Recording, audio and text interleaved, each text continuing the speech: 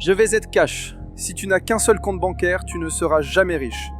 Pas parce que t'es nul avec l'argent, parce que le système est contre toi. Les gens qui construisent du patrimoine n'utilisent pas un compte. Ils en utilisent 5. Et je vais te montrer exactement lesquels, comment les configurer, et comment tu peux commencer même si tu gagnes le SMIC.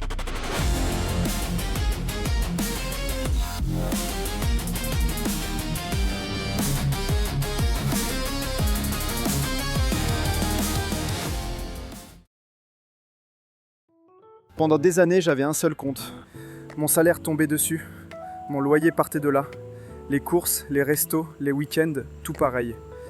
Et à la fin du mois, je regardais le solde et je me disais « Attends, j'ai gagné X euros, ils sont où ?» Et je culpabilisais.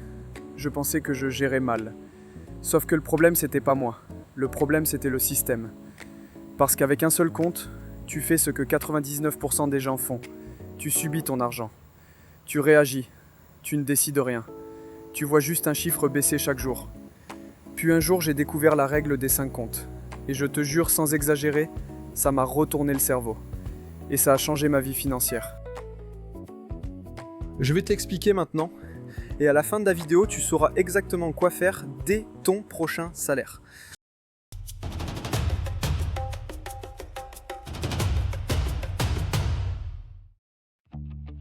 Voici l'idée la plus importante de cette vidéo. L'argent a besoin d'une destination, automatique, prédéfinie. Tant que chaque euro n'a pas une mission, il va disparaître. Ton objectif, ce n'est pas d'économiser ce qu'il reste à la fin du mois. Ton objectif, c'est d'organiser ton argent le jour où il arrive. Et pour ça, tu vas arrêter d'avoir un compte poubelle et tu vas passer à 5 comptes stratégiques. Compte numéro 1, le compte revenu.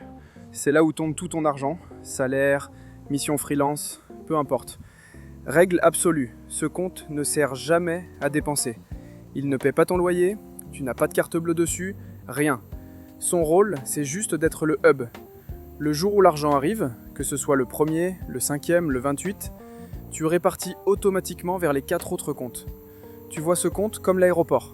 Les autres comptes, c'est les vols qui partent. C'est hyper important parce que ça casse le réflexe. Oh cool, il me reste 1200 euros, je peux claquer un resto à 60 euros. Non, parce que tu verras plus 1200 euros. Tu verras uniquement ce que tu as le droit de dépenser. Compte numéro 2, le compte liberté. Là, on parle du plus important psychologiquement. Tu prends 10% de ce que tu gagnes, même si tu gagnes le SMIC, et tu mets ça dans ce compte. À quoi il sert ? À acheter ta liberté. Ce compte sert uniquement à créer ou acheter les actifs. Lancer un petit business, te former pour augmenter ta valeur, investir en bourse, commencer l'apport pour un bien immobilier. C'est ton ticket de sortie du salariat subi ou de la galère. Ce n'est pas un compte « j'épargne au cas où ». C'est un compte « je construis des revenus qui ne dépendent pas de mon temps ». Tu veux savoir pourquoi beaucoup de gens restent bloqués toute leur vie ? Parce que 0% de leur argent travaille pour eux. Avec ce compte, même à petite échelle, tu changes ça. Compte numéro 3, le compte long terme. Celui-là, c'est la sécurité. 10% part ici aussi, automatiquement. Ce compte a 3 usages possibles. Épargne de précaution, genre 3 à 6 mois de dépenses d'avance. Retraite, futur lointain. Gros projet important. Mariage, gros travaux, études des enfants, etc. Règle, il est intouchable. Tu ne prends pas dedans parce qu'il y a les soldes. Tu prends dedans uniquement si tu as un événement majeur ou une urgence réelle. C'est le coussin qui t'empêche de paniquer dès qu'il y a une tuile dans ta vie. Et spoiler, quand t'es moins en panique, tu prends de meilleures décisions financières.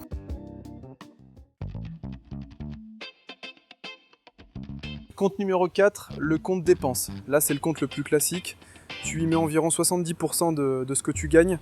Ce compte sert à tout ce qui est obligatoire pour vivre. Loyer, courses alimentaires, abonnement, électricité, téléphone, assurance, essence, transport. Tout ce qui est nécessaire pour survivre dans ta vie actuelle passe par là. Et là, écoute bien la règle magique, si ce compte est vide, tu ne dépenses plus. Pas de « je pique dans l'épargne », pas de « je prends la carte du compte liberté ». Vide égale stop. Pourquoi ? Parce que si à chaque fin de mois tu dois voler de l'argent aux autres comptes, c'est que ton style de vie est trop cher pour l'instant. Et tu as besoin de le voir en face, pas de le masquer. C'est dur la première fois. Après, ça devient un jeu. Tu commences à chasser tes charges inutiles comme un ninja.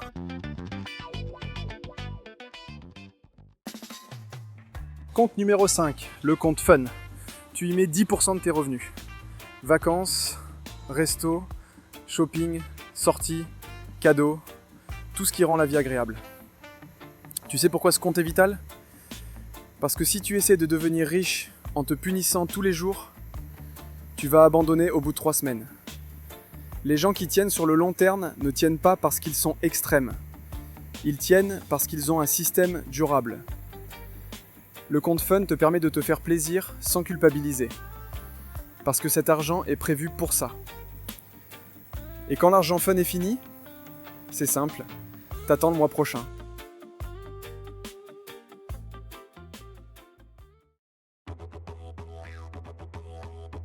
Je récapitule en 1 minute, prends un screenshot si tu veux. Premier compte, le compte revenu, 100% des revenus qui arrivent, il sert juste de hub. Aucune dépense directe. Deuxième compte, le compte liberté, on y virera 10% des revenus. C'est l'argent pour créer ta liberté. Business, bourse, immobilier. Troisième compte, le compte long terme, on y virera 10% des revenus. Sécurité, retraite, gros projet. Intouchable. Quatrième compte, le compte dépenses, qui recevra 70% des revenus. Loyer, courses, factures. Si c'est vide, tu stoppes. Cinquième compte, le compte fun, qui recevra 10% des revenus. Vacances, resto, plaisir sans culpabilité.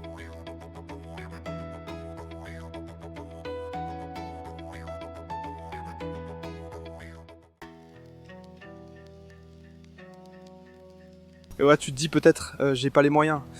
Je suis au SMIC, je peux pas faire ça. Et je comprends. Mais écoute bien, ce système ne dit pas je mets 500 € par-ci, 500 € par-là.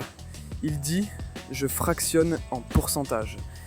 Même si tu peux mettre 10 € seulement dans le compte liberté ce mois-ci, c'est 10 € qui ne partiront pas en Uber Eats. C'est 10 € qui commenceront à acheter ta sortie du système. On ne parle pas de montant, on parle d'intention. Le vrai changement mental, c'est ça. Chaque euro que tu gagnes a une mission. Tu n'as plus d'argent qui disparaît. Tu peux commencer à répartir dans tes comptes avec seulement 50 €. C'est pas ridicule. Ce qui est ridicule, c'est de ne rien mettre nulle part et d'avoir 0 coussin à 40 ans. Voici ce qui va changer dans ta vie quand tu mets ça en place.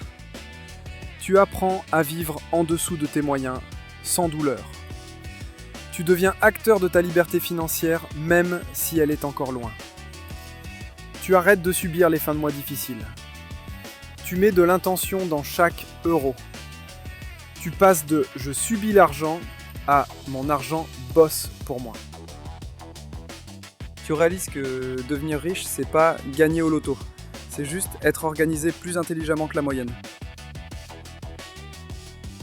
Ok, concrètement, tu fais quoi après cette vidéo ? Étape 1, tu ouvres 4 nouveaux sous-comptes ou enveloppes dans ta banque / ta néobanque. Presque toutes les banques en ligne te laissent créer des espaces maintenant. Étape 2, le jour où ton salaire tombe, tu répartis selon les pourcentages. 70% dépenses, 10% liberté, 10% long terme, 10% fun.